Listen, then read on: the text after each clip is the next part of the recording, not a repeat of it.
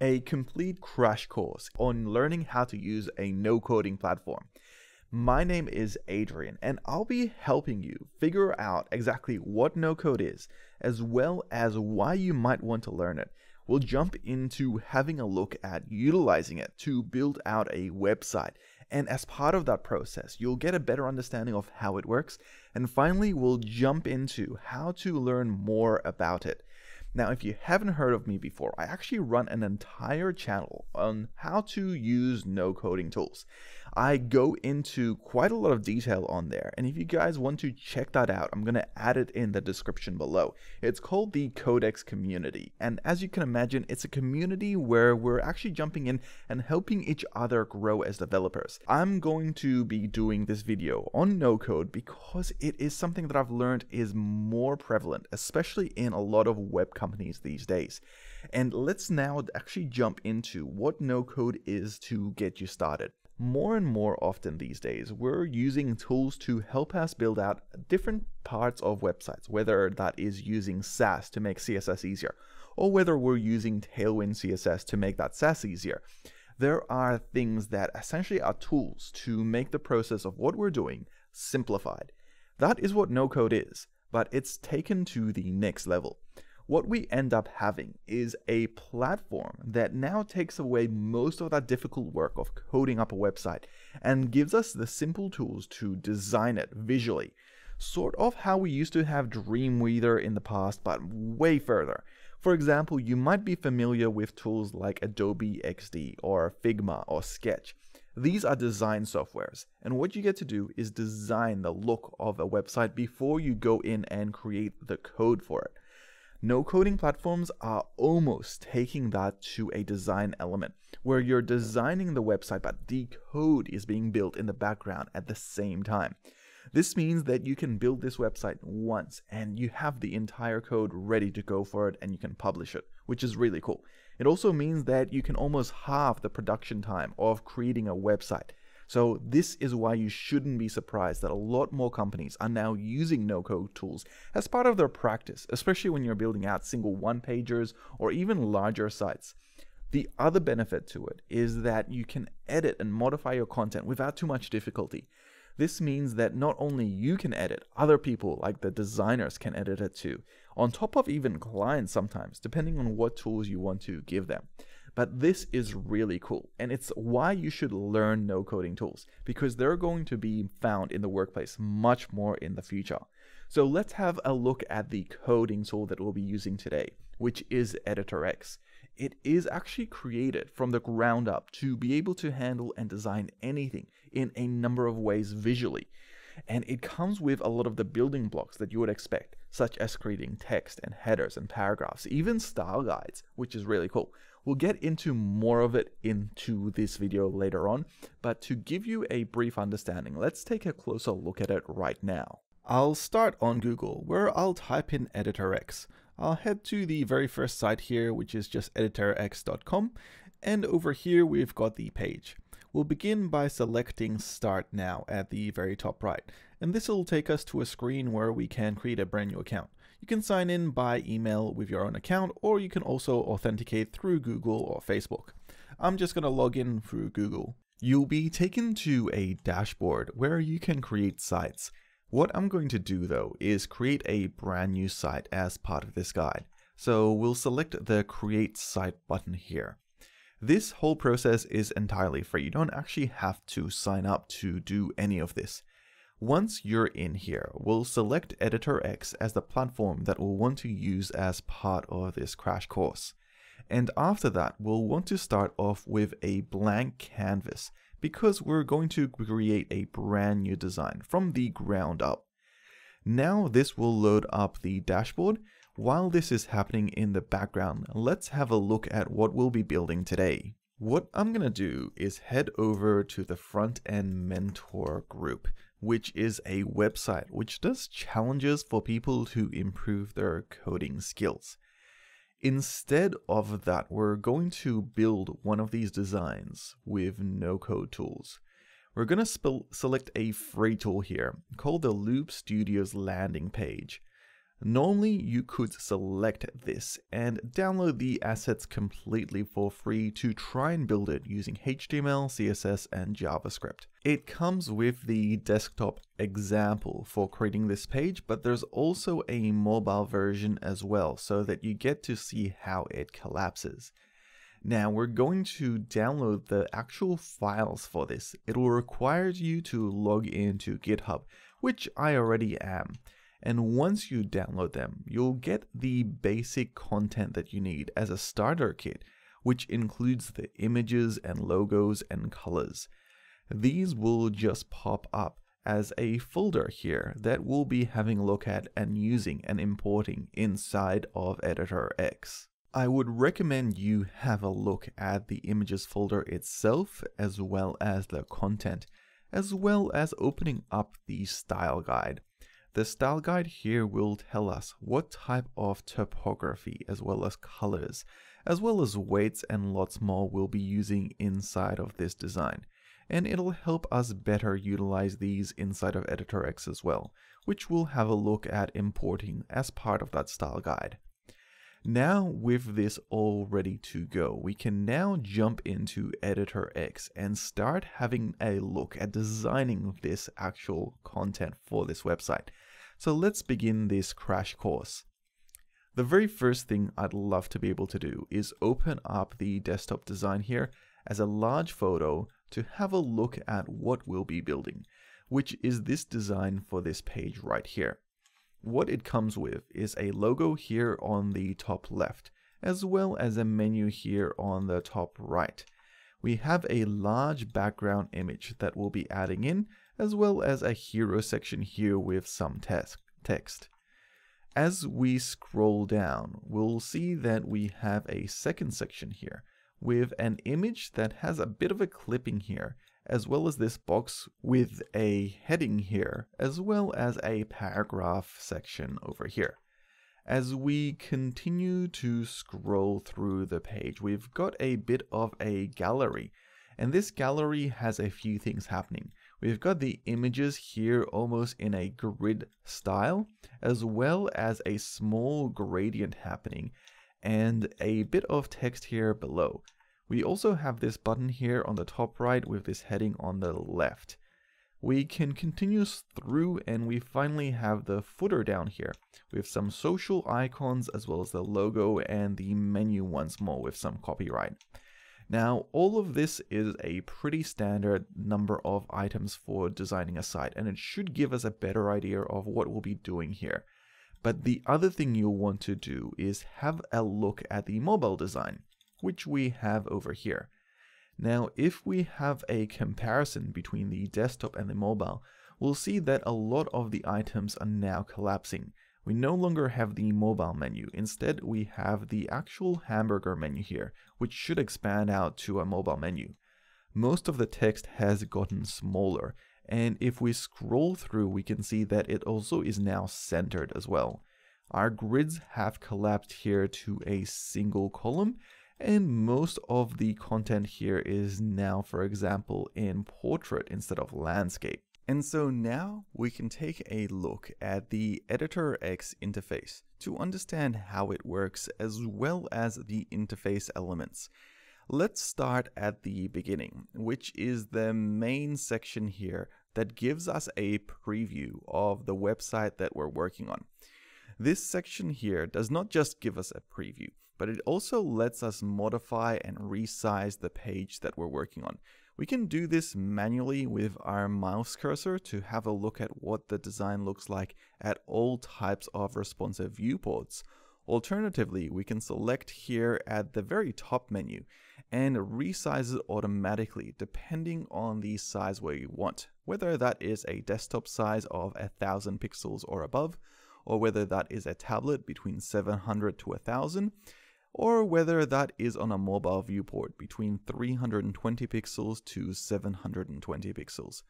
This is very useful because it also works as our grid responsive layout options later on when we're collapsing down the website to different viewports. Now that we understand the main section of the page, let's actually have a look at some of the other elements, such as this menu here at the very top left, as well as this menu here on the top right hand side, because these are the main two sections of the website that we'll be working on most of the time in this design. So what we'll do first of all is have a look at this top left menu. The very first item here is a plus sign, and this is actually for adding in new elements to the page.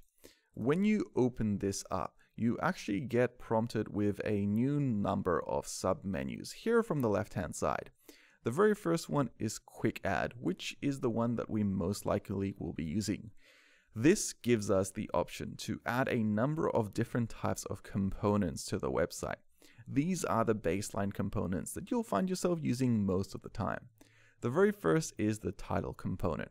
What we can do is simply select it, and when we do, it gets placed into our design. It's right here, and it is now clickable as well as draggable. This makes it very easy to use. Of course, you can use your keyboard here to select and delete it, and we can head back to the plus sign. And instead of selecting it this time, we can literally click and drag it onto the page to wherever we want, and it will be placed there, which is really cool. Now that we've got this text element here, there's a couple of things we can do, such as simply double clicking on it, and now we can update this header to essentially say whatever we want. Now this should give you a small idea of how powerful having a site platform here without any code doing all of this heavy lifting for us looks like, because we get to preview all this content now immediately, and we'll be able to update it as well. But let's move on to the quick add elements here so that we get a better understanding of what options we have. We've gone through the title, but the next most popular one is paragraph. If we drag that onto the page, it comes pre-filled with some content. We can resize this content to any size that we want, and this will be the text that we'll be using on the page. Let's remove that and move on to our next element here, which is the button element. As you would expect, we get a regular button. The styling for this can be customized as well as resized. We can update the text to be whatever size we want as well as the hover effects and clickable effects. But we'll take a look at those a little bit further on. Next up, we have the image option here. Now this image actually comes with a pre-formatted image of a mountain. The image option gives us the choice to upload our own image or even select to use different images from either the Wix platform or from Shutterstock or even from Unsplash. But most cases I'm uploading my own media and placing it into the content here.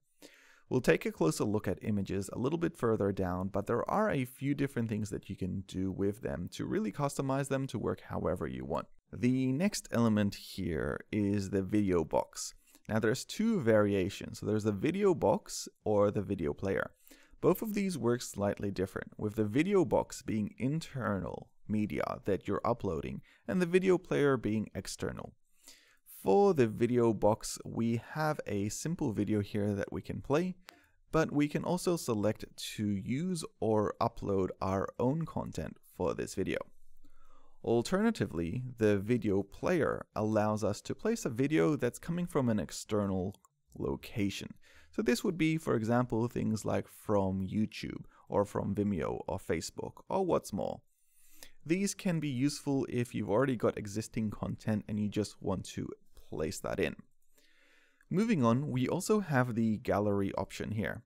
Now the gallery works as you would expect it, populating with a number of images based on what you're selecting them to be.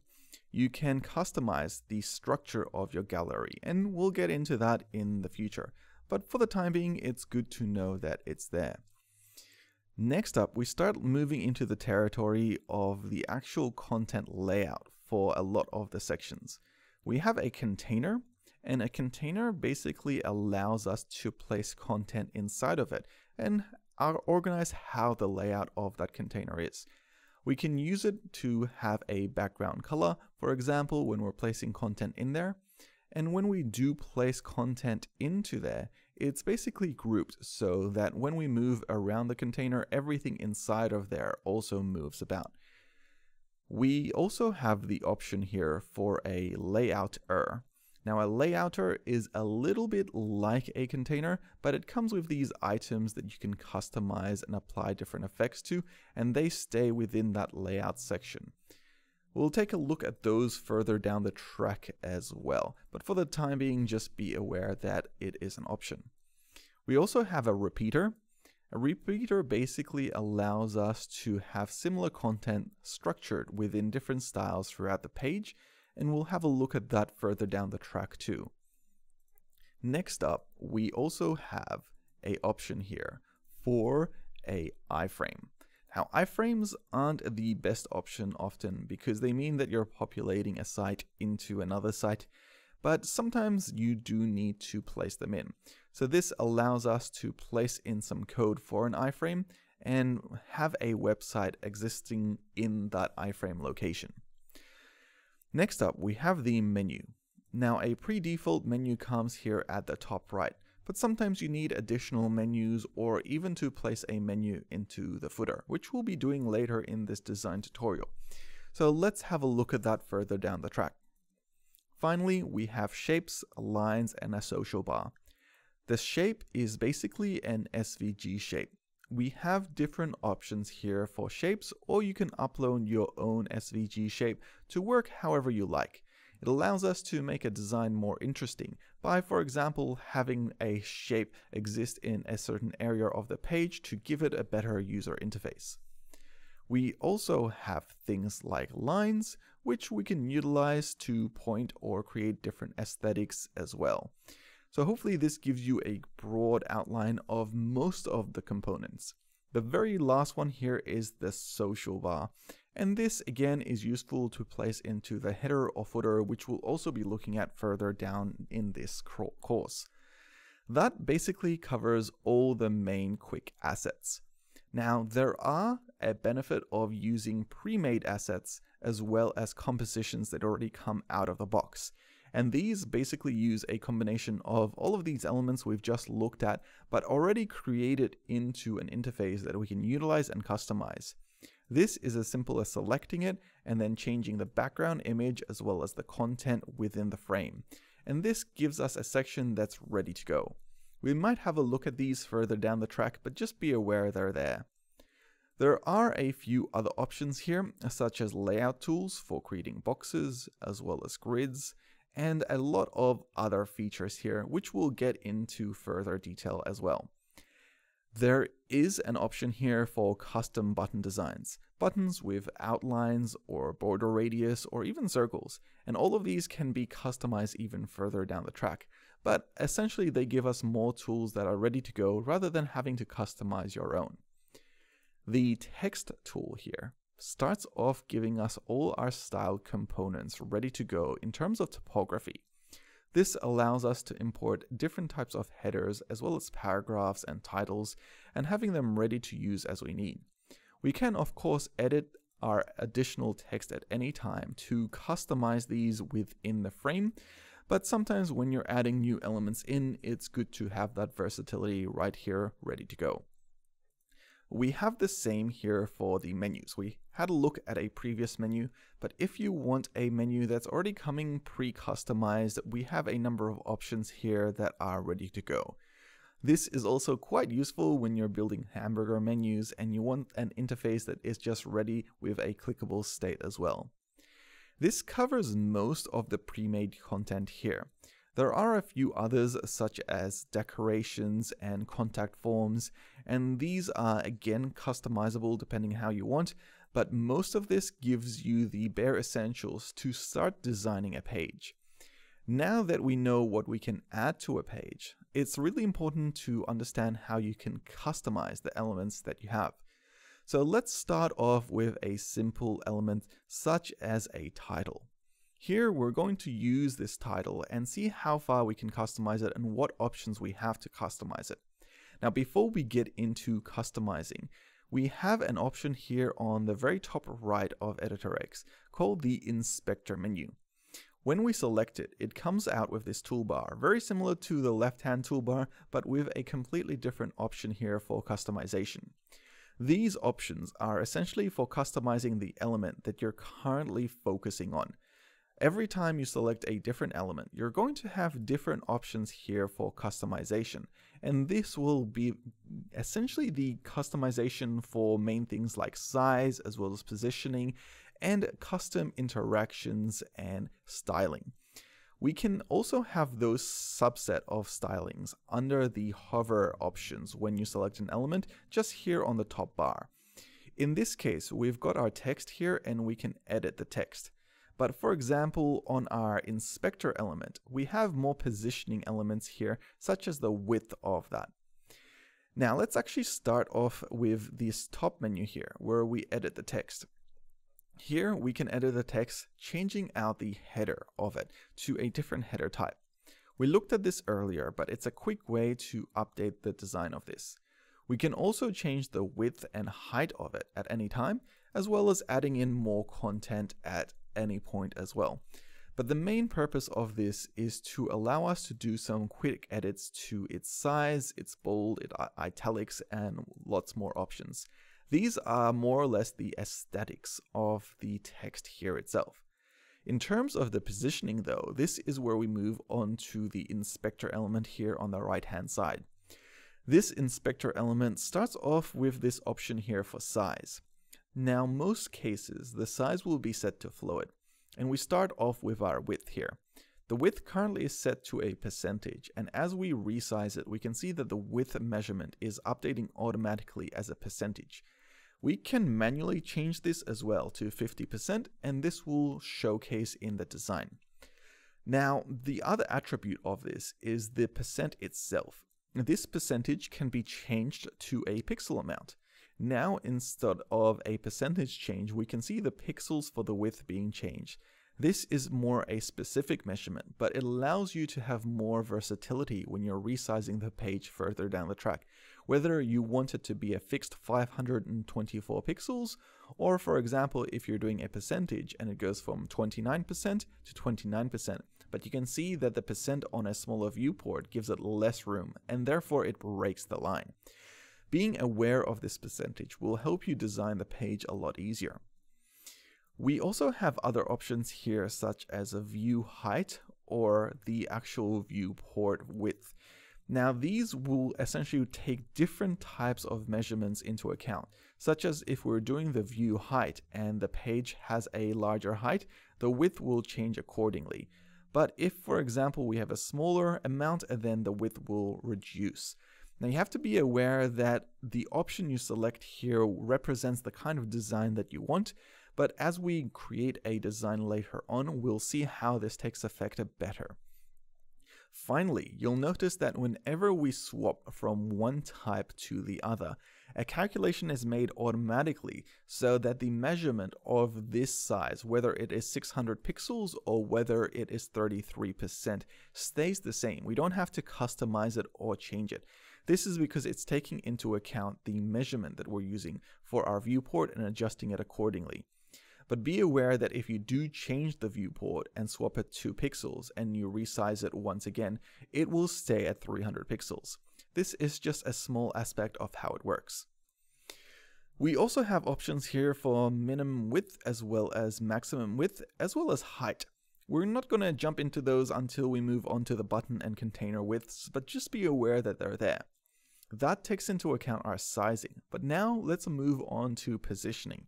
The positioning inside of editorx as a no-code platform works a little bit different than you might have been used to, but more like design software that's ready to go. What ends up happening is a docking system, and you might have been aware of these lines that are popping up on our text here as we're moving it about. When we move it to the top, there's a single line at the top, whereas if we move it to the top left, there is a line from the top left and the top. This is the position of its docking. Docking is a term that basically allows us to position any item inside of a section or a container, and its position will stay relative as to that container, no matter the viewport, based on the docking measurements. The docking measurements essentially lock something into place from the top or the bottom or the left or the right, depending on its current position. As well, if you want, you can dock it from all three angles to keep it consistently locked into that one position. But realistically, you'll often be having things docked from the top left or the bottom right in most cases. For the docking measurements, there is a similar thing where you're selecting margins for it to be offset from its sectioned container. Now in this section, it's currently docked at 9% from the left-hand side with this arrow here on the left, as well as 112 pixels from the top. This is how the docking is measured, and as we move about these values, you can see that the percentages and the pixel amounts are updating. We can, of course, manually set these. So for example, we could do 100% and 10% from the left, and this locks it into this position. Of course, if we didn't want to use percentages, we can change these to a pixel amount, and this is automatically updated. Now this is really useful if you want to have a consistent 30 pixels having your container from the left every time you add in a component, creating an adaptive style that always is 30 pixels from the left. But if, for example, you wanted something to always be, say, 15% from the left-hand side, you can do that too, and it remains 15% from the left, no matter what view you're in, whether you're in tablet mode or desktop mode. This is really useful to keep things responsive, and we'll be looking at this further down the line. You also have the option of having things sticky or pinned, which we'll also have a look at further down the line. But this is just a quick introduction to docking, and it becomes a lot more intuitive as you use it more and more. The other aspect of docking is that if, for example, you were to add a container, the container itself is also docked relative to the section itself. But as soon as you place an element inside of a container, that docking for the element is now actually docked relative to its container rather than its section. It means that you can move around this container without having to worry about the components inside. This can also affect whether you're using grids or not, which we'll be looking at further down the track, but you can turn any section or container into a 2x1 or a 3x1 or any type of grid. And then the grid structure for this container allows the docking to also take effect depending on which side of the grid it is in, whether it's on the right-hand side or the left-hand side. But this is just a quick introduction to docking. So let's actually move on to the next element here on our inspector element, which is the adjustment. Now the adjustment are things like, for example, the opacity of the text, or whether it has a rotation or its scale, and we might have a look further in depending on the styling we want to apply. The final item here we have is the interactions as well as styling. Now, we've only looked at text elements so far for the inspector, but let's actually pull up a different type of element, a button element this time, to have a look at how the inspector changes. We'll notice that for the layout section, the docking and sizing is relatively the same, but we have another option here, which is our design option. We didn't have this for the text, and we have most of the design in the top layer menu here.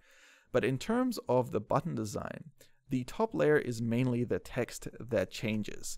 Unlike the text, the button styling actually comes under the inspector menu, because anything with backgrounds and styling often happens here. And here is where we get a few more options in comparison to the text. Here we can change the background of the color of the button to whatever we want, and we can also set the opacity to whatever we want. We also have options here for things like adding in a border, or even adding in a corner with a border radius, which currently is applied at 999. We can add in shadows, as well as adding in customizations to the text itself, whether we want it smaller or larger. Now that covers mostly the main elements for adding in content as well as customizing it. But there are a few other elements worthwhile understanding before we get into creating our page. There are a few other items here on the top layer menu that we'll be using. The first is this layer section here. Now the layers are essentially the content that you have on the page. So for example, this header is a layer, as well as the hamburger menu and the menu itself. The logo is also here in the layers. You can collapse this layer and open up the other layers and see their nesting as you're adding in content. The nesting here also decides where they're located. So for example, if we were to move the footer up, we would see that now we've got the header, then the footer, and then our section. So this is a quick way to modify and change content, which is always useful. The other aspect is that when you add a container and you add content inside of the container, that content will then be visible inside of the layers nested below the container item here. You get to do a number of things here, such as rename this container to whatever you wish it to be called. And if, for example, you wanted to call this hero section, it will give you better fine control over where your elements are, almost like Photoshop or Figma, which is really useful. At any point in time, you can undo your changes as well. You can do them in a couple of ways. The first way is to simply select the undo section just over here at the top right. This will undo changes that you've made, like creating the container and moving the elements around. But you can also hit Ctrl-Z, which does the same thing. The next thing that we might want to take a look at is this option right over here called Masters. Now, masters are essentially more important containers that are often reused and essentially in main sections of the website. Common masters are things like the header that we have over here, and we get a preview of them, but we can also use them or edit them at any point in time. And if they're reused on other pages or other areas on the website, they will all update. This makes it much easier and very similar to ecosystems like React or Svelte or Angular if you've used those before. The next item that we have here is this one at the top, that is our pages. Now, I'm sure that's self-explanatory. As we have more pages on the website design, they'll be shown both on the menu as well as in this section. And we'll be able to quickly access them essentially as options here, and they'll visually update inside of the browser. This is pretty cool. But on top of that, we have a couple of other options here in our pages, such as having a look at their settings. This will include things like their permissions as well as the SEO to understand what that might look like on Google, as well as things like social sharing, so that when you do share them on things like Twitter, you get the right image popping up. After this, we move on to some really cool features of editorx, such as this option here for the site styles. Now, this basically gives you a very similar style guide that you would normally be used to when you're having a website and creating it. It comes with things like typography as well as colors. And when you view these, you get access to all the font families that you'll be using, as well as the sizing, their weights, and what that might look like as a preview. This goes through H1, 2, 3, 4 styles, as well as paragraphs and other styles you might have. This is useful because then later you can simply select them and apply them, for example, inside of the website, and they will all update accordingly based on the defaults that have been applied. In this case, we also have another option here for the colors. Now, there are some pre-assigned colors here, such as black and blue and green for the accents, but if you're building out a website, you can set the primary and secondary colors, and you can set them here however you want. And as you set them, they update within the actual style guide, as well as inside your button designs.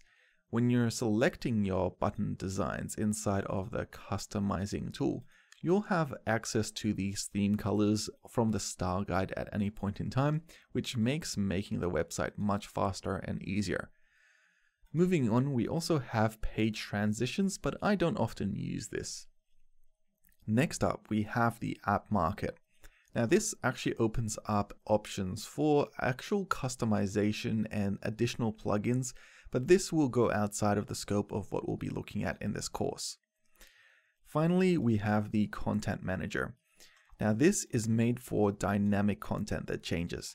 This again is something we might have a look at in the future. For the time being, we've got the bare essentials of adding and customizing content. Over here in the middle, we've had a look at the content itself, currently in desktop mode, but you can also view tablet and mobile. Down here, we've got a page selector, but what we haven't yet looked at is on the top right of this menu. Here we have a couple of options where we can zoom the page in and out at the current viewport so that you can fit more of the page in. We've got our undo and redo options, and we also have the ability to have a look at notifications and comments. These are rarely used, but you'll be aware that they're there. Finally, we have the top header here. This top header mainly is used to publish the site, which is at the top right, as well as viewing and customizing some of the options, like enabling the developer mode, which gives you more access to the page itself and customizing your own code. Now, I think that takes us through most of how to use the interface so far. So now let's have a look at creating our design that we started off with. Let's first remove this content and go to a desktop view and have a look at how to begin to do so. Here is our design. Now it comes with a few elements we'll want to get started with. These are the logos, the menu, the background image, as well as the header text here for our hero section. Now before starting any design, I always like to make sure that the typography and colors are ready for use. We can actually grab those from the file here under Style Guide. This will be included as part of the assets from Frontend Mentor. Here we've got the primary colors. Right now they're nothing special, just white, black, gray, and very dark gray. So we don't need much customization here. We do need to customize the font. We're using a custom font here from Google, and we're having a font size of 15 pixels. So let's first grab this font and place it into editorx. Now we saw previously we have a style guide here. This style guide comes with some example fonts. The font we want to add here is called Atlanta. Atlanta might not be part of the defaults, but let's take a look. You can edit the actual font by selecting the Edit Typography button, and here you already have some example fonts to choose from. I'm going to scroll up here and try to check if we do have Atlanta as a font option. And I can see that unfortunately the autocomplete has not come up with anything. There is another option that we can do, which is uploading a font. When we do that, we can select a font to use, but we have to upload the TTF or the OTF or the WAF file. Now, seeing that we're on Google Fonts here, we should be able to download that. Now, in terms of utilizing a font like Atlanta here, what we can do is select to download the family. Normally we would add it as a link, but since we need to use it inside of editorx, downloading the zip here will be able to upload and utilize this. So I'm going to simply drag and drop this into the Wix Studios folder that I have here and have a look at the file type. This file type is TTF, which we can use, and I'm going to upload this as an option. Let's select to upload the font over here, and then I'm going to jump back into my folder and select the font. This will upload the font, and once it's done, we'll see a preview of what it'll look like. And here we can see that it's successfully uploaded, which is great. It also means that we can now use it. So let's jump back in here and select to use it. It's already populated and we have a preview of what it will look like, which is great. If we jump back into our style guide, we can see that the font itself has a second one as well, which is the Joseph Sans font. Let's select to download and utilize that as well. We're going to jump back into Google, select to download it, and if we have a look at it, it comes with a couple of different options for italics and a variable font weight. Now I'm just going to select the regular one and go through the same process of uploading it. Now I'm going to select this as my body font because this one will be slightly different. And we previously saw that the body size font here is 15 pixels. So let's actually customize that inside of here by selecting this option here to 15 pixels. Finally, let's upload this font and add it into our collection. Okay, that's all done and we should be able to now select it. So I'll just populate it in here and we have a preview of what it'll look like. Now we do have a couple of other fonts in here. So what I'm going to do is go ahead and update each one of these to essentially utilize the new fonts that we've selected for use. So let's do that just over here. Now one thing I noticed is that I've actually got the fonts back to front. The header fonts are meant to be the Josephine Sans Thin, while the actual body font over here is meant to be the example that we had for the Alatan. So let's actually update and fix those two options up. With that all done, we can move on to our colors here. If we jump back into our style guide, we have this example for white, black, and gray or very dark gray text. It's giving us HSL values. Now in terms of editorx, what we can do is select a hex value. Now this is slightly different, but we do have the option to choose RGB or HSB. So let's actually update and utilize those. In this case, we're using 055 as the dark variant. So let's jump back in here and select to use that for the darker version over here. I'm going to select both these percentages to 00 and select this to 55. The next one over here that we can do is the 41 variant, and we'll do that on the dark version of the action color. So let's jump back in here once more and place those in. With that done, we've got a basic style guide that we can utilize. We haven't had an option for a white color here for our main action color, and we also need a dark variant of black, which I've applied. This one here, I might just select as any offset gray just to have this filled out. But this is more or less our action colors or our primary colors set and ready to go. With those done, our styling is more or less ready for us to now add in content. So I'm going to close this off. Over here, we can have a look at the first lot of content we want to add in, which is the logo as well as the background image. These will set the tone because everything else is white, and adding these in without having a background image might look a bit odd. So let's actually pull this background image in. In order to do that, we're going to need to select the element to add an image. So I'm going to select it here and just drag it into our content.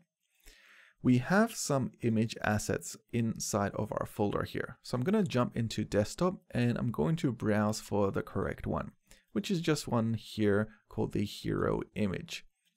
For this image, I'm going to actually select change image here inside of editorx, and then I'm going to select upload media. This now should be as easy as a simple drag and drop to be able to utilize this image. There are additional options you can do on the right hand side here, such as crop or edit the photo. We have options for auto enhancement, for example, if you are uploading content that just is a regular photo, as well as maybe making those updates yourself, which I personally wouldn't recommend unless you know what you're doing. But I'm going to skip past all of that for the time being, and we're simply going to use this image. This will update our image now, utilizing the background image that we have. But right now, we don't really have it as a full screen image. We could expand it out to utilize the whole section, but that isn't the best way to do this inside of editorx.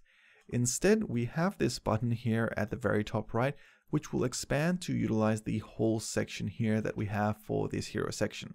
So I'm going to select the stretch option here, and you can see that it's expanded all the way out. Now the one thing it hasn't done is gone on top of the header. Now if we want to do that, we need to change how our current header is working. We can do this by heading up to the inspector tool at the very top right, and then heading over to the positioning. Right now the positioning is fluid with a default position. What we'll do though is change the position type over here. We're going to select it to be pinned, and when we do this we'll get a few more options down here. We're going to select to overlap the next section, and once we do, we can see that the hero section is now overlapping with our header, which is what we want. This dark logo now doesn't make any sense for this section in our hero, and this is now the next thing we can look at. This section here is currently a vector art. What I'm going to do is jump in and change it by selecting to upload some new media. We're going to jump back into our content here, and we're going to jump back into desktop. Here are the images, and if we go a folder out, here are the actual icons we have.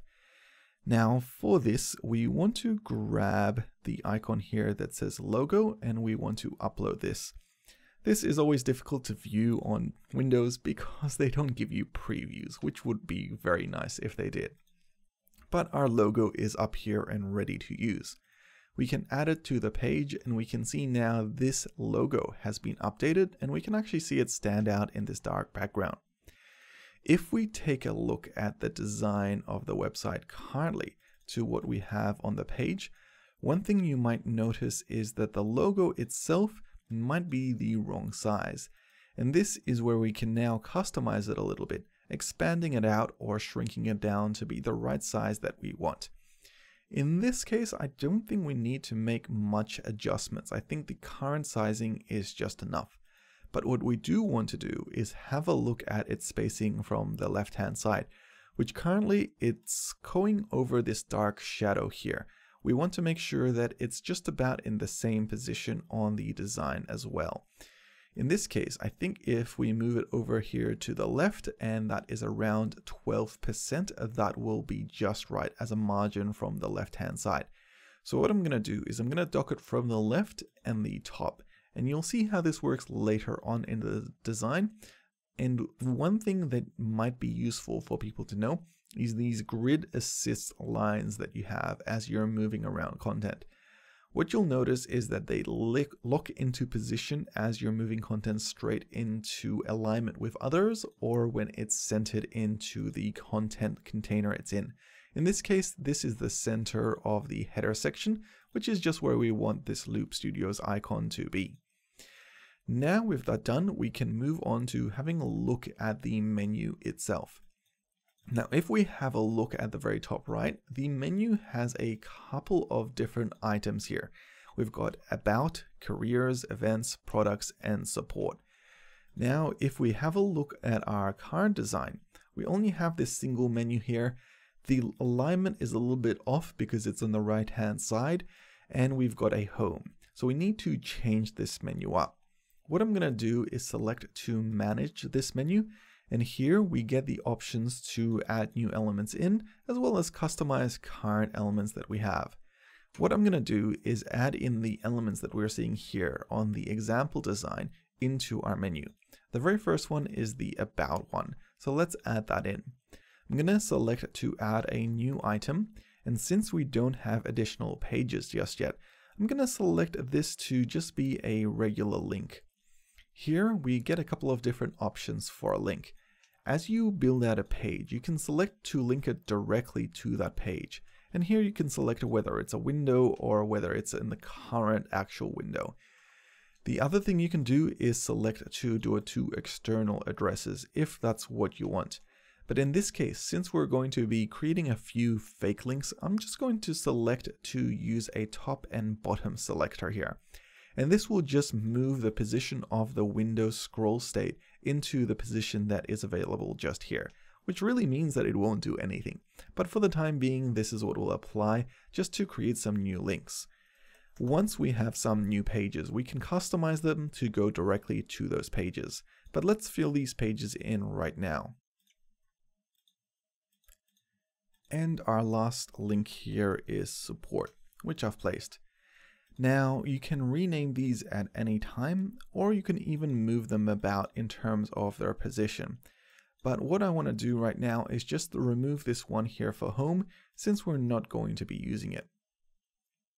So let's select this one here and remove it from the menu. Great. So our menu is done, but it's not really done because we have a dark text here, whereas in our design we have a white text, and the positioning is off a little bit. So let's take a look at those aspects right now. This is where we'll open up the inspector tool, and here we'll jump into the design of the menu. We've got an option here to change the background of the submenu, but I'm just going to jump into the text over here. The text color is currently black, so instead I'm going to select to use white. We'll also need to change the hover color. Currently that color is gray, and in this case I just want it to be a light gray. Finally, we have the clicked version, and I'm going to select that to continue to stay white.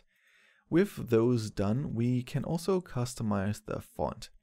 For the font over here, I'm going to select Atlanta, and that should customize it very cleanly so that it looks the same as our design. And that basically covers the actual menu font styling. Now we'll have a look at the positioning. Right now the positioning can be selected over here through the layout tool. And here we can select whether it's positioned in the center or the left or the right for the text positioning, but we can also select to have the positioning of the items as a combined, whether they're in the left or the middle. I'm going to select to have them apply here from the left. With that done, our menu is now looking like it's in the right position. This is just off to the right hand side, but a little bit offset from the right hand side as well. So I'm quite happy with this, and it gives us some room for additional items in the future if we wanted to add that in. I did notice that our support is coming in after products, so let's actually update the actual positioning of that below, and that's already complete. Great. With that done, we can now move on to having a look at the text over here. But before we do that, the other thing you might not have noticed, which is very subtle, is that there is a background being applied to this image, and this is the reason why the image in our example is actually looking darker than it is on our design over here. Now, in order to do this, we can actually do it in a few different ways.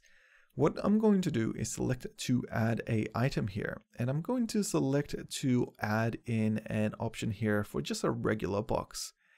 This box doesn't have anything special happening right now, but I'm going to expand it out to utilize the full layer width and height. Now, in terms of that, we're going to update the styling and select to use a black background on it. But we're only going to have the opacity set at 20%. And have a look at how it lines up with our design. Right now it's still not dark enough, so I might actually increase that up to 50%. And at around 50% it looks to be about the same as our design. This just means that in terms of accessibility, the content is more aligned with our design file, which is what we're after, especially when we're creating websites. Next up, we want to add in this section here for the hero text. If you've noticed, there is a square outline happening here, and the text is inside of this outline. In this case, a better option for us to add in will be a container. I'm going to select to add this container in here below, and what I'm going to do is select to remove the background. I'll select the background to be white, but I'll set the opacity here to 0. Now we can't see it, but we do need to add in a corner. So for this corner, I'm not going to do any border radius on it, but I am going to select to do a white border around the outside with a thickness of around 2 pixels. If we double check our design file, this looks to be just about right. The next thing we need to do is make sure that it's aligned accordingly with our logo here. Now, previously we set this logo to be offset by 12% from the docking. So in this case, I'm going to do the same over here. I'm going to select the docking to be 12%, and we can see now that it is aligned the same as our logo, which puts it perfectly in place. We do see that the header section here is a little bit bigger than the other sections. We can look at how we can increase that size here below in a second, but before we do that, let's actually add in the text here. In this case, I'm going to select the text and I'm going to select maybe a heading 1 here. This heading 1, we've got the text immersive experiences that deliver. So what I'm going to do is jump into the actual content we had previously and open up our file here that we use as a reference. Now this file here, I believe, is our template readme file. It's our index file. And I'm going to open this up in VS Code simply to pull out the text so that we don't have to manually write it.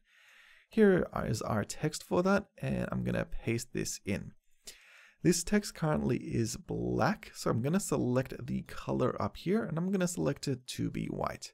Here, I will notice that in terms of our design, the text is in uppercase, so we will need to change that.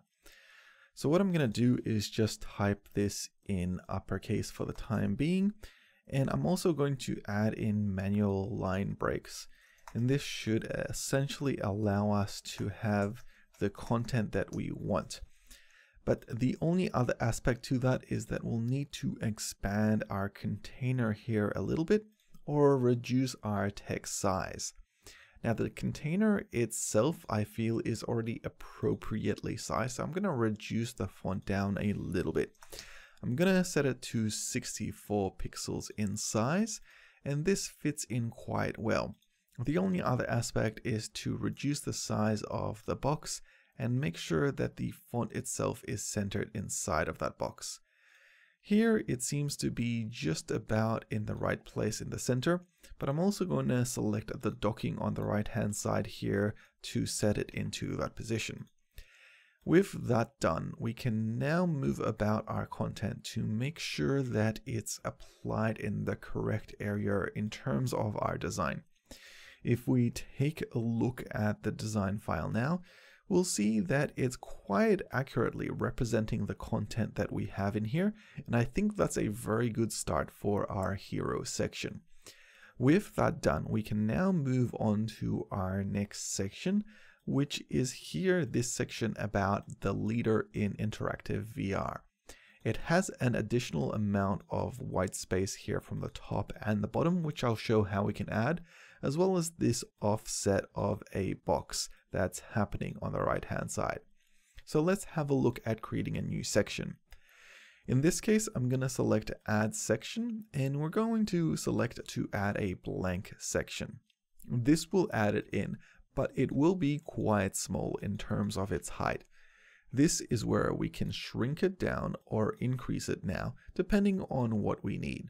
In this case, I want it to be slightly larger because this section is quite large. The next part is the fact that this section here is almost in two parts.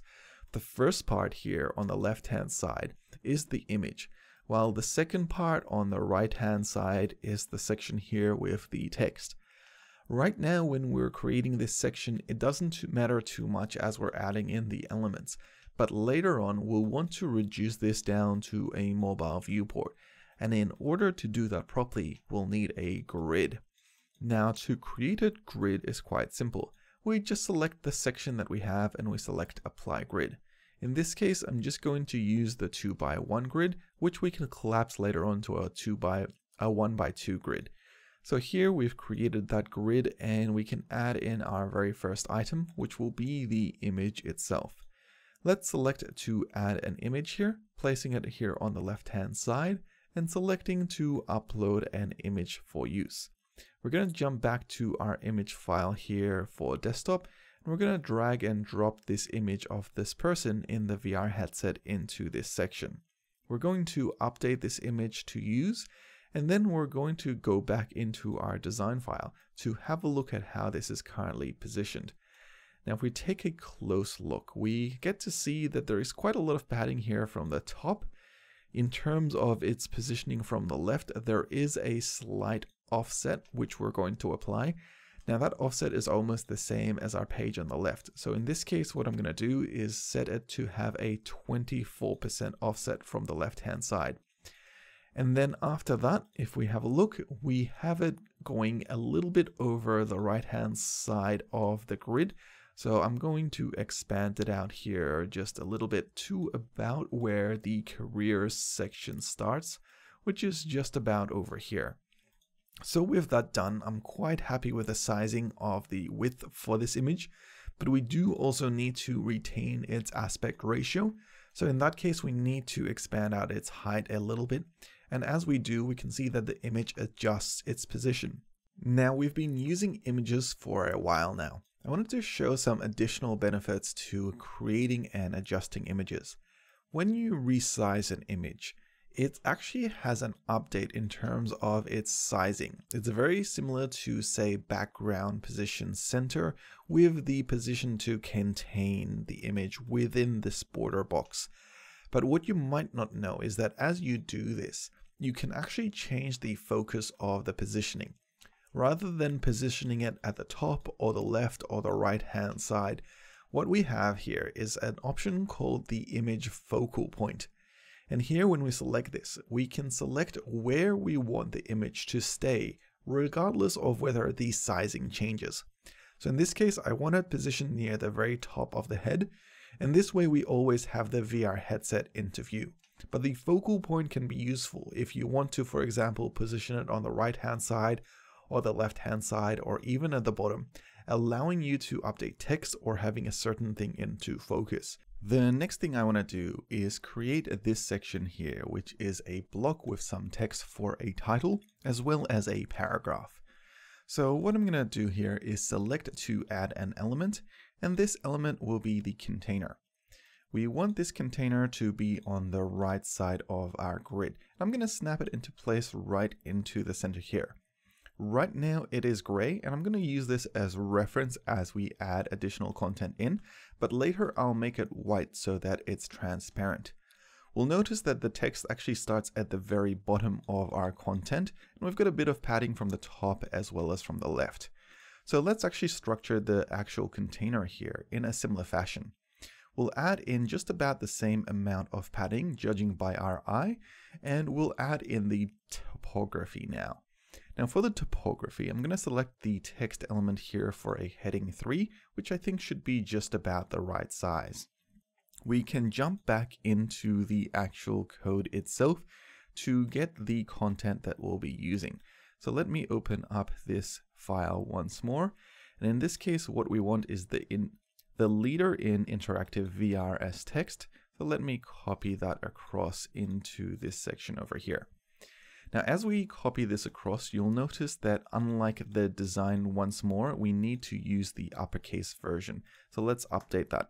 The leader in interactive VR. Beautiful. And now I've got a bit of a typo there, so let's update that, but that seems to have fit in nicely. And with that in place, we just need the paragraph text, which is underneath. I'll select to add another element, and in this case, I'm going to select a paragraph element. I think I'll select this one over here, and we'll move it just below.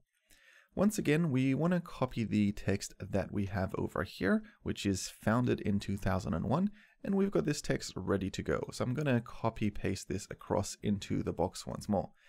Now we'll notice that we don't have enough room here, and what I can do is actually expand out this box a little bit to give room for these text elements. When we do, we can see that they're fitting in a little bit better. The other thing is that I believe this image might want to have a little bit more height, so I'm going to apply that as well. When I do this, I should make some more room here for the text block and just reference the image as I'm doing so that it's in about the same position. With that done, we can see that we have the alignment here of the text being just offset a little bit from the corner there, but with about the same amount of padding.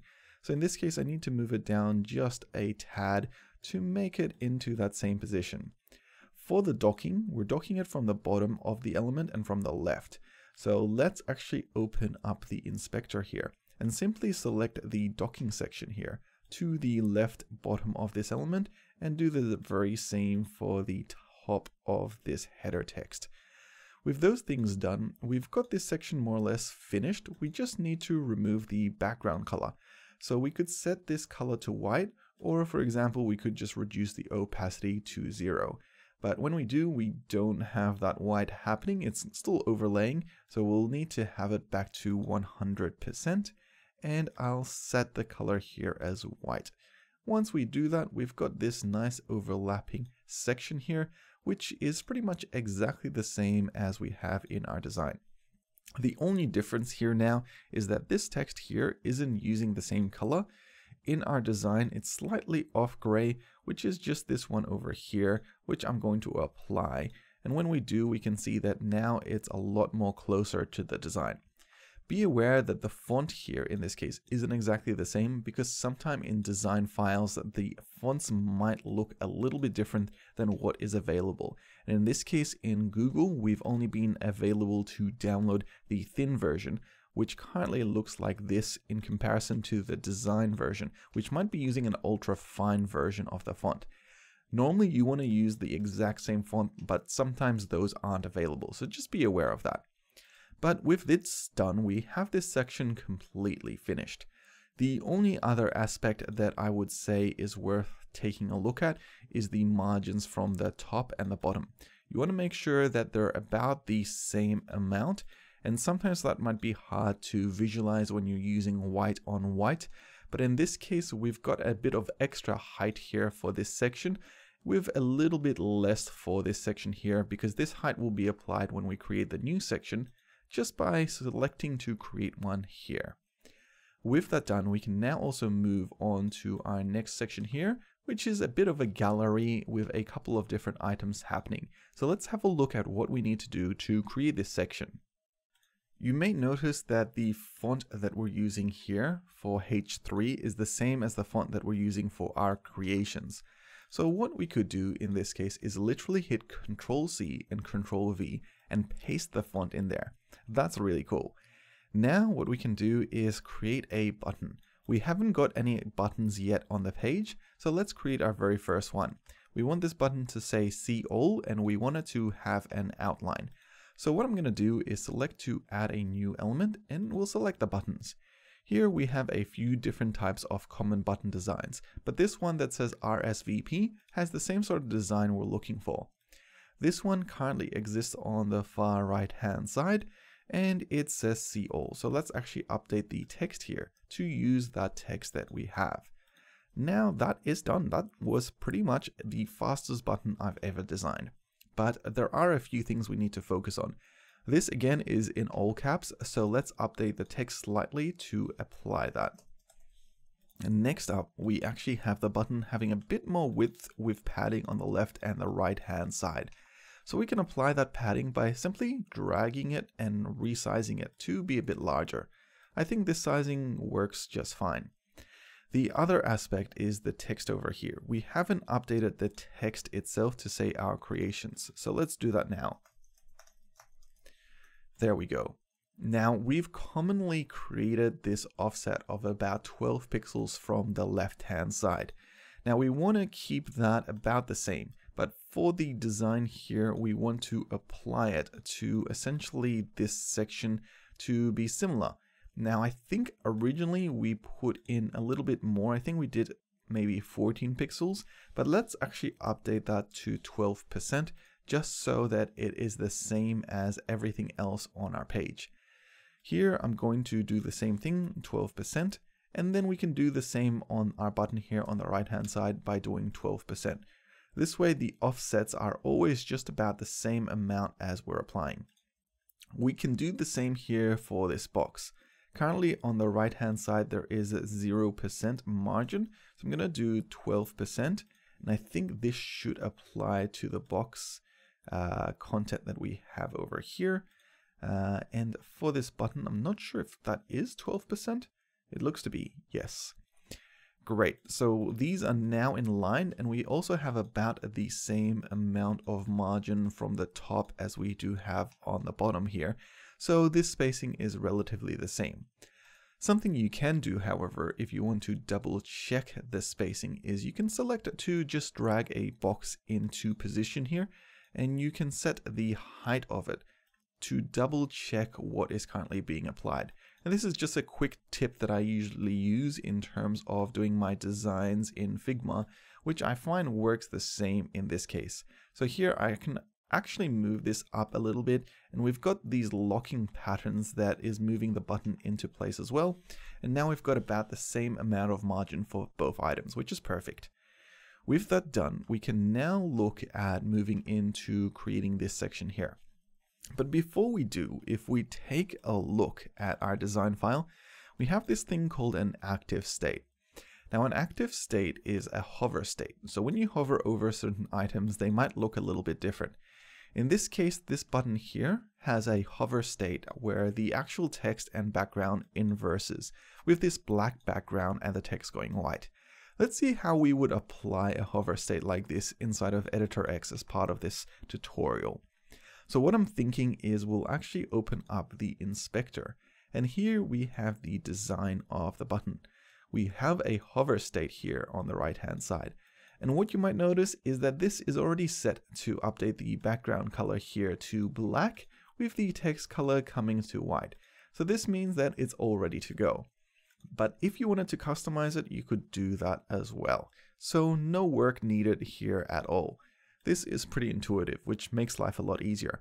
But now we can move on to creating the design for this grid section here, which is a little bit more complex, and we'll have a look at how we can complete this. One method would be to add a new element. And for the elements, we could jump into Quick Add and add a container with a bunch of, for example, images.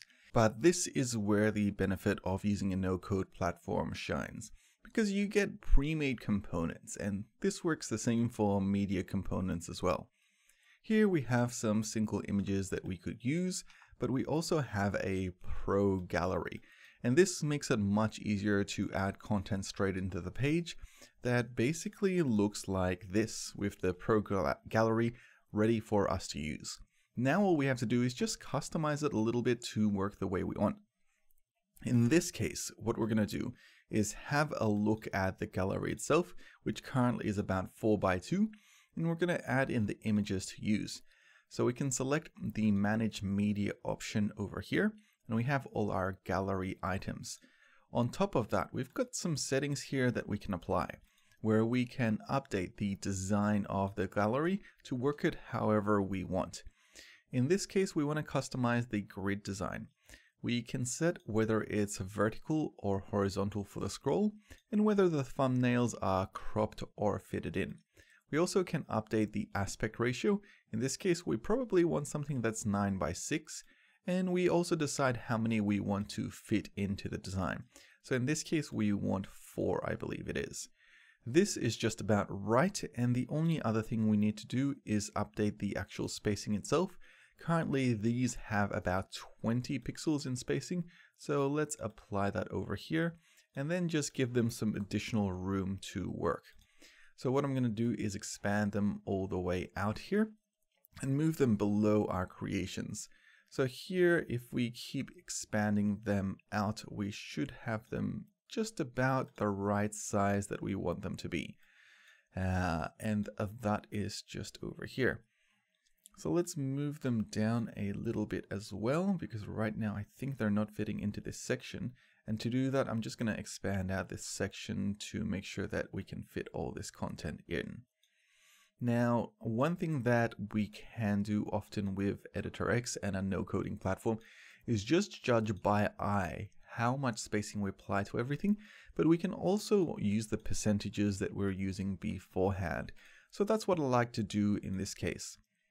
Now, I believe this button here that we added on the right hand side was about 12 pixels from the right hand side. So all we have to do with this image content here is simply do the same thing. I'll dock it from the top here, but I'm going to select the right hand side to be 12 pixels offsetted, and on the left hand side I'm going to also do 12 pixels, 12%. So with that done, we've got our content in here. Now the odd thing that I'm seeing is that it does seem to be offset a little bit, and I think this is because of the amount of spacing we're applying for everything over here. So I'm gonna just drag it a little bit here onto the left hand side, it does seem to still have the margin being applied the same. So we'll just make sure that it's working properly. Maybe the width of it wasn't enough for us to be able to do that. So now that we do have the right amount of width, it's in position perfectly. Now, if we take a look at this section, we have quite a large gallery. We have about 12 items. And I want to customize these items. So I'm going to select to manage the media, and I'm going to get rid of most of them and pretty much replace them all with my own content. And I think we have examples of that content here in our images file under desktop with lots and lots of gallery options. So I'm going to place those in. So let's do that right now. So I've removed all of these and I'm going to select to add image items in. We'll jump here into desktop and I'll just start uploading them all. And I think I should be able to select all of them and simply drag and drop them all in to have them all uploaded, which will make my life much easier. So here they've all been uploaded in just a few seconds, and now we should be able to just select them all to use as part of this gallery, which we've done. I'll select update, and now we have them all applied in here. And since this gallery is now a little bit smaller, I'm going to move it back up here just between our button and our creations with just about the right amount of spacing. Now that we've got this done, the next thing we need to do is add some content below them. If we take a look at the design, we've got this text here like saying Deep Earth or Night Arcade and whatnot. So in order to do that, there's a few different options. The first is that there is a bit of information here as metadata. And what we could do is head to the settings and head to, I believe, the design and text and add a title in here. We can customize how this title looks. So for example, we could place it beneath the image or above the image, but in this case, I want it on the image. Right now it's appearing at the top of the image and on the left hand side. And instead, what I want it to do as part of the design is I want it to be on the bottom left. So here I'm going to select up the bottom, but I'll keep the left in here.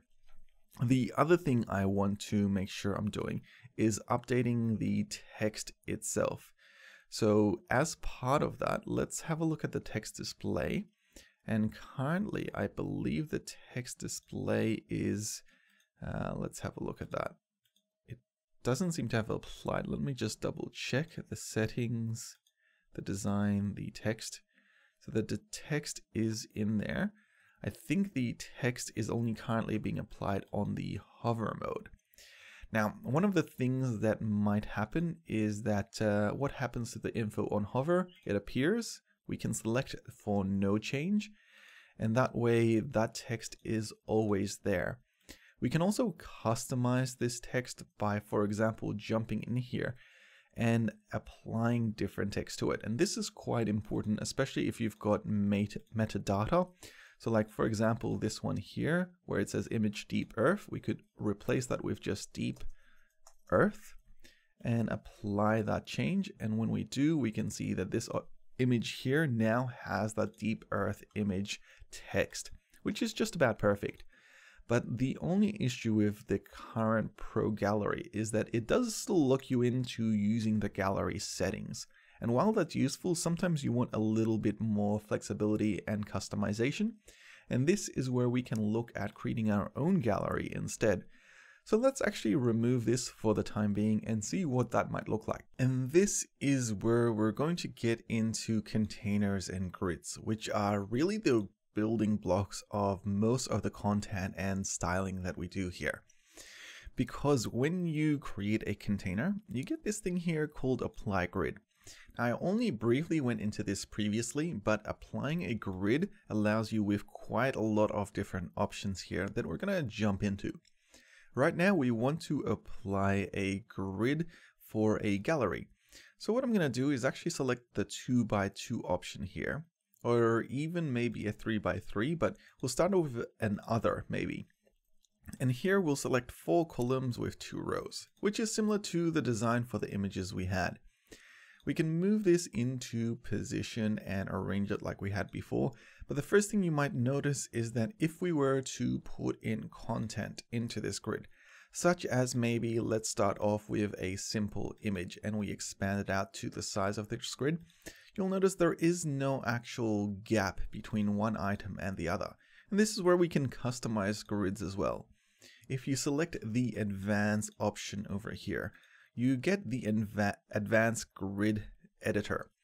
Now here you get to do quite a few different things, like resizing the actual grid for how it's currently positioned. This works both horizontally as well as vertically. The other thing you can do is actually update whether these grids are done in percentages or fractional units or pixels or many more options. And this allows you to have full control of how you decide to have your grid. In terms of its height, you can select a minimum and maximum amount so that you can create the content to adjust however you want. But what we'll be looking at for our gallery here is applying a gap, which we had previously at around 20 pixels left, right, and 20 pixels from the top and bottom. And having done this, now our grid's looking much better. We can actually expand out this section a little bit larger so that it has that same aspect ratio. And now all we need to do is change the background here by simply removing it or changing its opacity to 0. This is perfect, and now we can simply customize these images and options and copy them across to our different grid sections. But what I want to do is complete our very first option here for our very first image.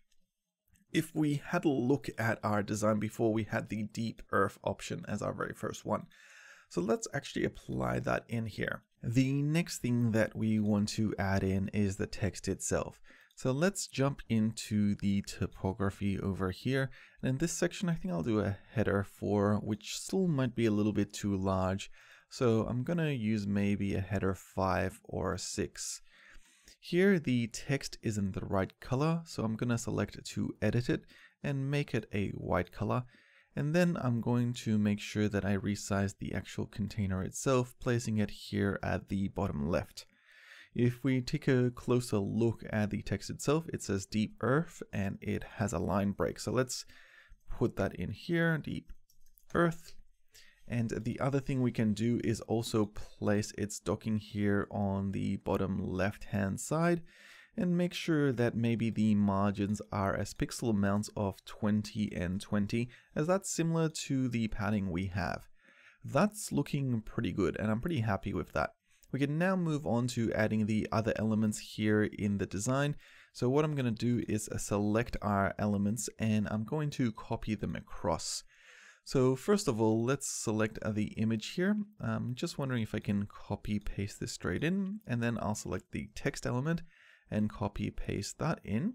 And that seems to have worked quite well. And as we've done that, we've got the right amount of padding on the left, but not on the, on the bottom, but not on the left hand side. So here I've put in 20 pixels, which has updated that. And all we need to do is double check what our next one here, which is Night Arcade, is. So let's place in Night, enter Arcade. And then what we'll do is update the image for this one with that image of the Night Arcade, which I believe I have got just over here. And this gives us our second image. And as we go through, we can complete this grid layout with all our images. So let's continue and finish that off. So I'm going to select to just simply quickly add in all the images across by dragging them across here, one on the bottom right, and one on the far bottom right. We can expand each one of these out, and as we do, we're starting to see this gallery take shape.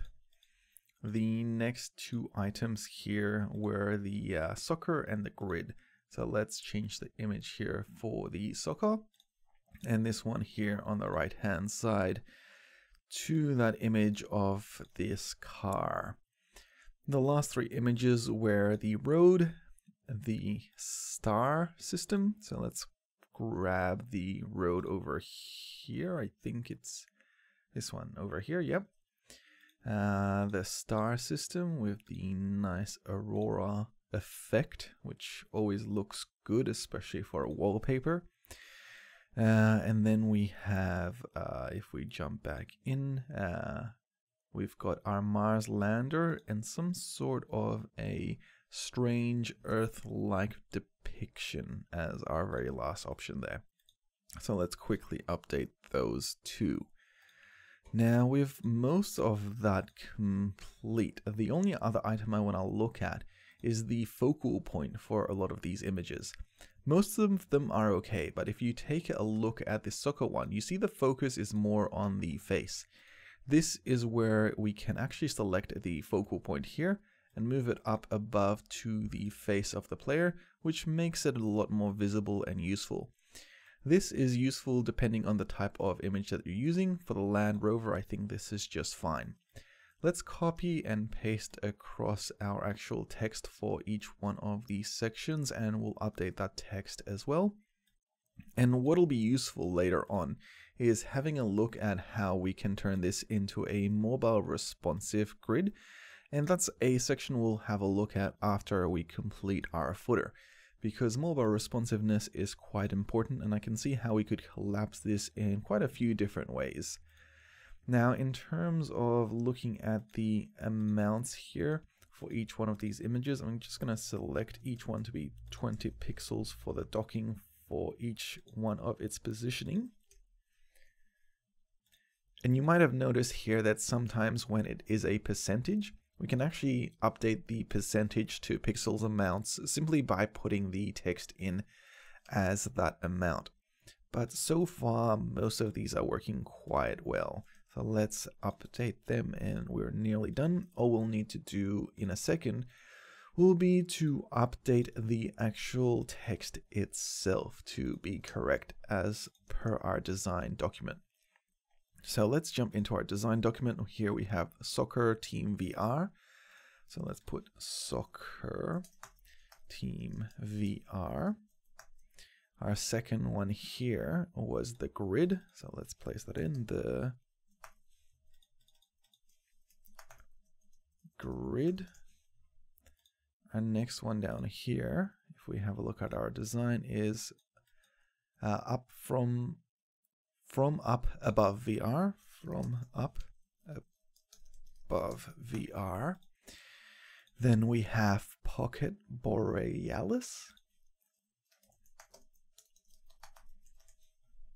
I think I've spelled that wrong. Yes, I have. Let's update that. Borealis. And then after that we have the Curiosity. And then finally we have Make It Fisheye. Beautiful. And that is our gallery now complete, which is really cool. And we can now move on to our footer.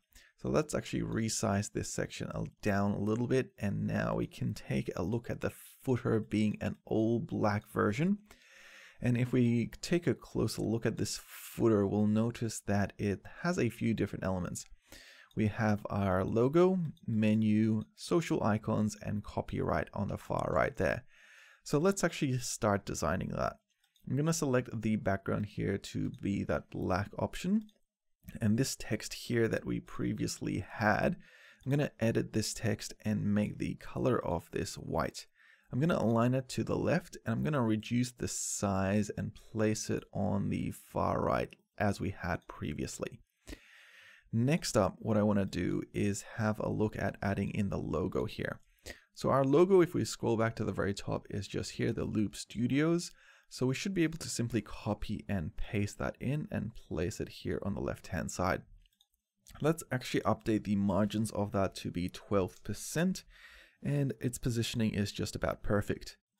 We should be able to copy across the menu as well. So let's actually select to copy that and paste it in. Now for the menu, if we take a look at the design, we actually see that it's below the logo. I'm going to move the logo up just a little bit and put in the menu down below it. If we also have a look at the menu, the A starts off in line with the L if we take a very close look. Whereas here there's a little bit of padding. So what I'm going to do is just move it so that A is in that position, and that's just about right. The logo itself can be moved closer to the about area, but we want it to be center in comparison to most of our content, which I think it is more or less doing now. The footer itself has a little bit more height, so I'm going to give it a little bit more of that height by dragging it down just a little bit here, and that should allow us to fit in this content with enough room of padding for them to feel like they're breathing quite well. The only other thing with the logo here is that I'm going to reduce its height so that when I do place it below, it's not falling in line or overlapping with the menu itself, because sometimes these are clickable links. We'll jump back into the design and we can see that now we've got that more or less done. But we also need to add these social links on the right hand side, and we need to make this text over here slightly more gray. So let's actually start off with making this text gray, which I think that has only done the background. Let's select edit text, select the text color, and select the gray option here. And then after that, we want to select to add, and we've got this option here for a social bar. So I'm going to drag that in on the bottom right.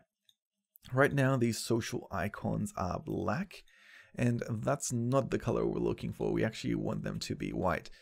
So what I might do in this case is replace this logo, jump into Instagram and see if we can get a white variant, which we have over here. And we can do the same for most of them. So let's actually do that over here. So I'm going to grab Facebook and grab a white version of that. Now, one thing that you might be able to do is even upload your own SVGs as icons to utilize for something like this. But this is enough to get us started, and here we have our social icons. We probably want them to be in line with both our text elements, but that is now done, and our footer is complete, which is really cool. Be aware of the docking position when you are creating them. Often it's useful to have them all docked similarly. So in this case, I'm having this docked 12% from the right hand side with the actual docking above rather than below. And for this one here, I've got it above as well. We don't have exactly 12%, so I'll add that in here. On the left hand side, for example, we have this in pixels docked. So I'm going to update that to 12% on the left hand side. And this is also 12%, but I'm going to give it... Actually, no, I think we said that we wanted it a little bit less than 12%, simply so that we can have that A in line with the L there. Now we'll just make sure that the docking is at the very top of each one of these, and that is now done. And so now we've come to a point where we can review our design in comparison to what we've built in the no coding platform. And here we can experience just what we've created in just about an hour, which is pretty amazing. We have this section here, which I believe has a 1 pixel. It's a little bit out by 1 pixel maybe. Let me just fix that one bit up because I do want it to be in the right position in terms of our content. Great. Now here is our design, and here is what we've built inside of editorx. And as you can see, we've delivered on the design in nearly, well, no time at all, honestly.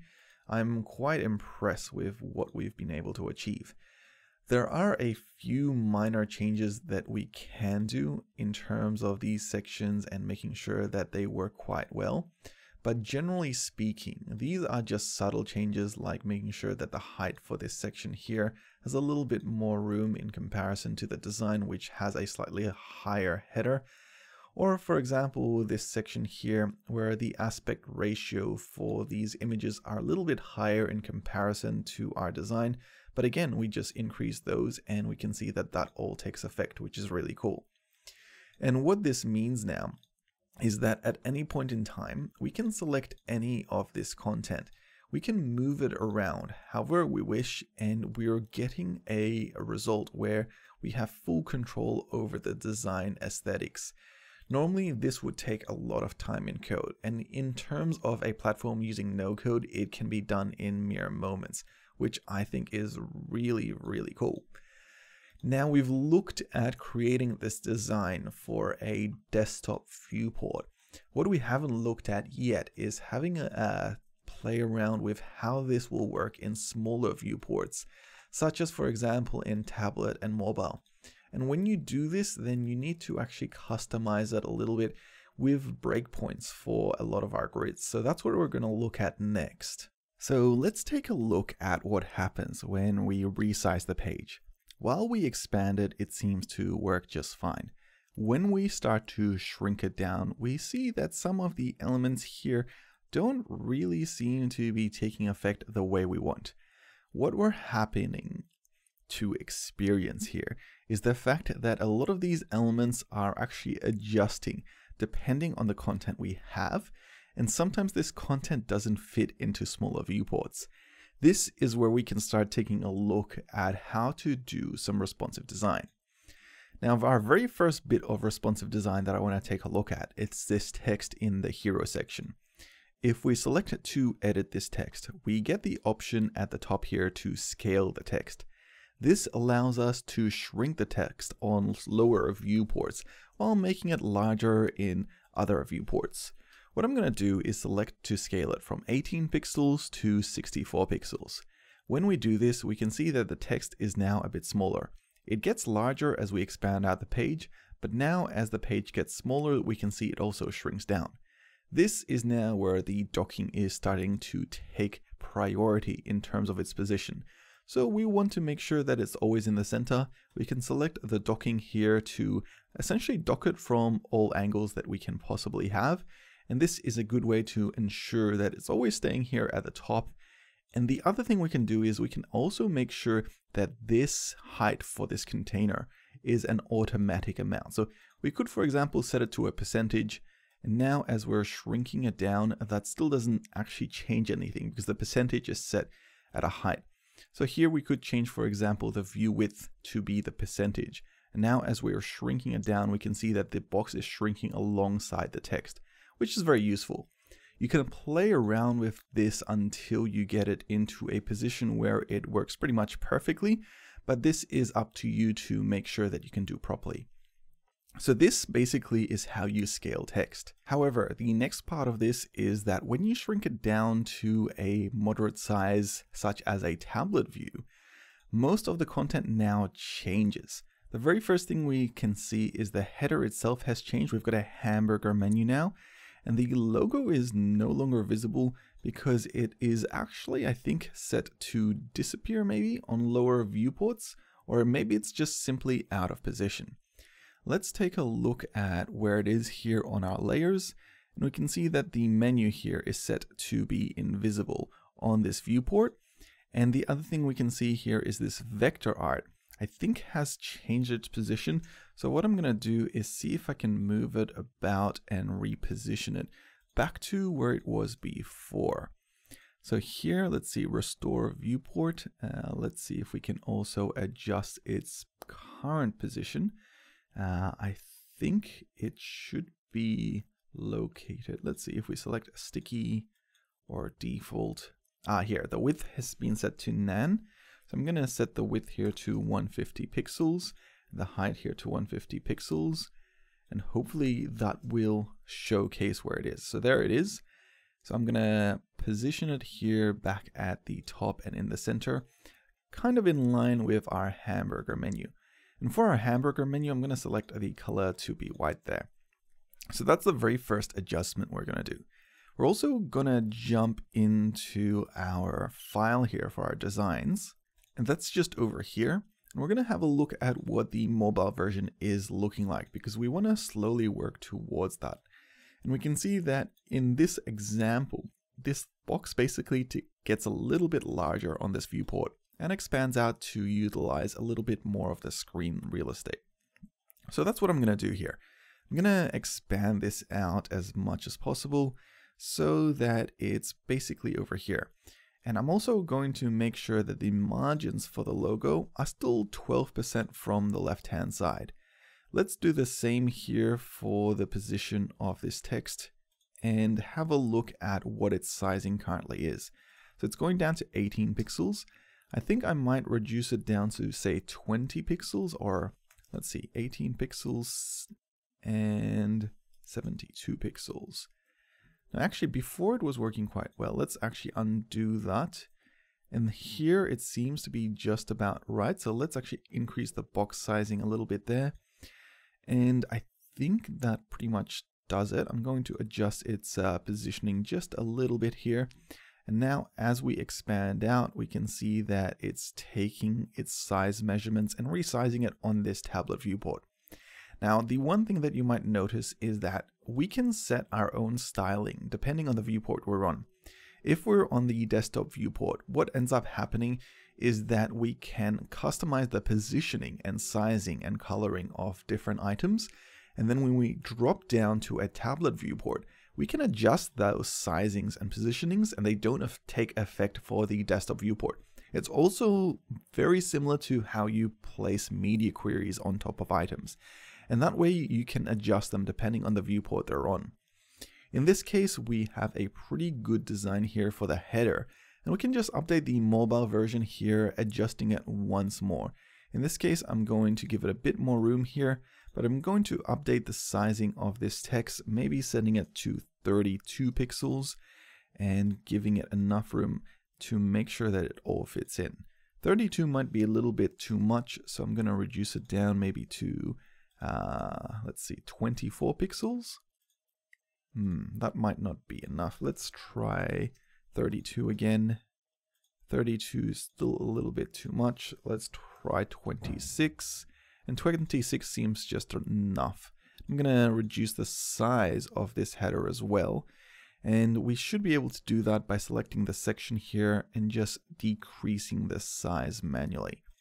Now we've got a much better header here for this mobile design, but it doesn't affect the other designs. As you can see, they're all independent of each other with media kind of queries being applied to create them.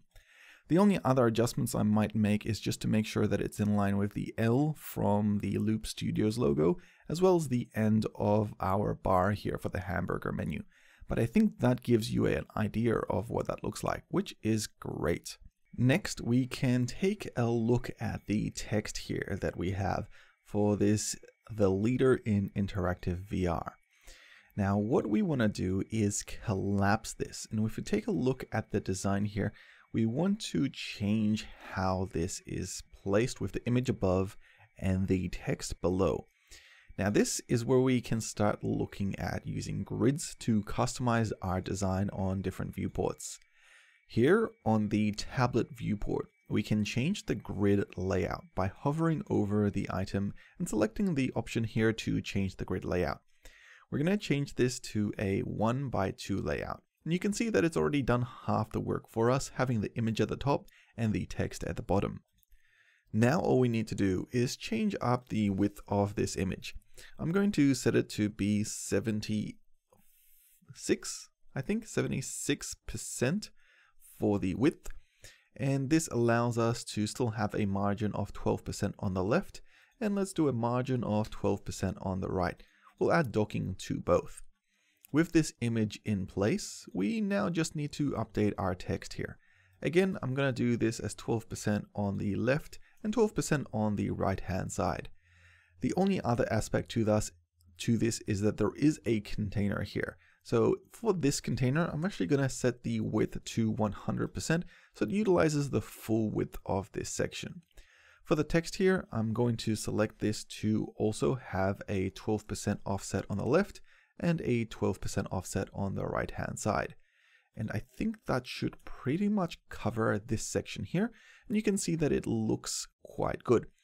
The only other aspect for that, I would say, is that we might want to have a look at how it shrinks down as we go to the mobile viewport. So we can select a mobile here. And the issue that I'm having is that the text is still a little bit too large. Now, in this tablet view, it's just fine. But for the mobile view, what we can do is select to edit the text. And instead of adding a scaling option, I'm just going to select to set it to 24 pixels. That should be enough to position it in terms of its content. And now I just want to move it. So I'm going to select it over here and I'm going to drag it below the text and move both of these elements up just to where they were before. To do this, I'm also going to increase the size of this container for this smaller viewport and make sure that everything is in line, which now it is.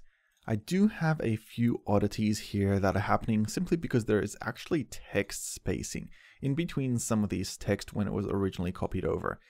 And when this kind of happens, sometimes you just need to remove it manually yourself. But once you do that, it should fit in nicely. So I'm going to do that just now over here.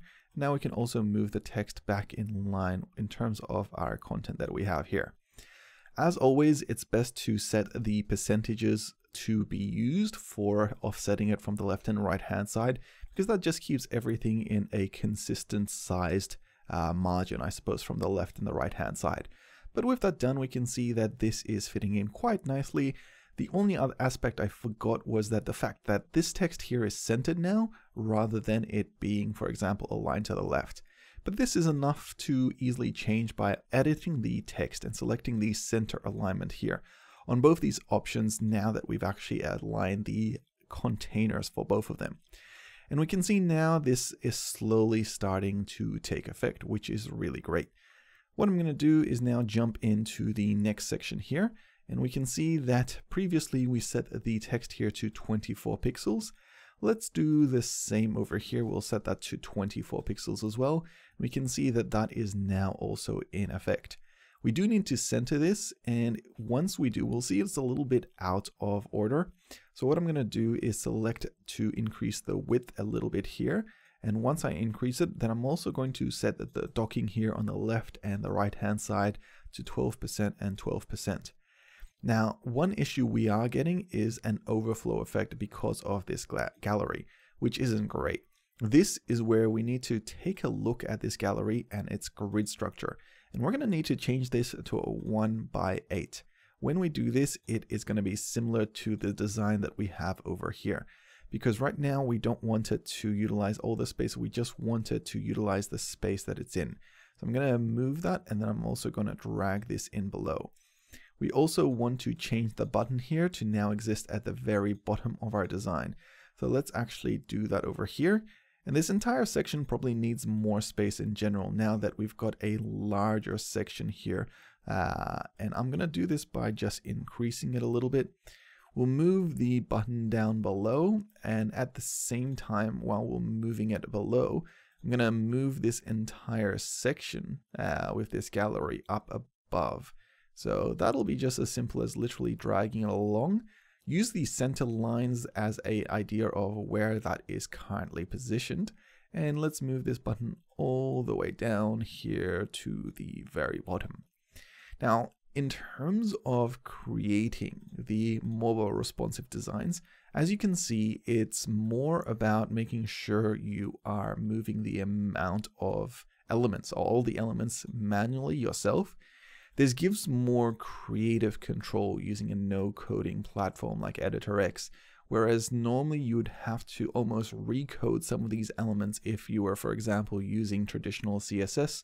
You could do it like a row reversal, for example, with flex. But in this case, I actually find moving the elements around quite easy to utilize. So generally speaking, I'm pretty happy with the results here. We could fine-tune them, but right now in terms of how they look for the mobile version, they're just perfect. If we jump onto the tablet version, we can see that that grid and those changes haven't taken effect. But for this, we don't really have a tablet view. This is where we have a bit of creative control. So in this case, I might try a 2x4 grid, and I think that fits in nicely. I can expand out this section here for our creations, and mostly we can leave that alone, and it already works quite well. Now you can see how in a few minutes we've created a mobile responsive design here for both the tablet as well as the mobile design, and we've got some creative freedoms as to how it all operates. And this basically is our design done, which is absolutely amazing. What we haven't looked at yet is creating additional pages, which are as easy as selecting the page option over here and selecting to add it. As soon as we do, we have our footer here as well as our header, but in this case our header doesn't have a background to overlay on it. So we could, for example, add this new section with an image. So let's actually pull over an image. And this all is just to show how you create a new page in general. For this one here, I'm also going to select it to overlap with the section. And here we've got this nice mountain view, and this could be our About Us page. Now with this done, we can select to manage the pages, select to change the About Us link to a page, and select to use the About Us page for this page as an example. Whereas, for example, the logo here, we can have a link for it. And this link could take us to the home page, which it already is. And now we've linked these two pages together.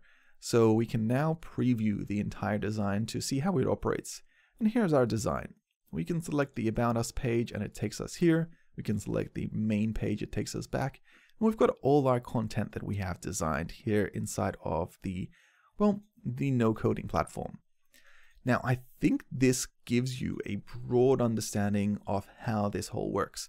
When you're ready, you can publish the entire site, and you can even connect up your own domain name here.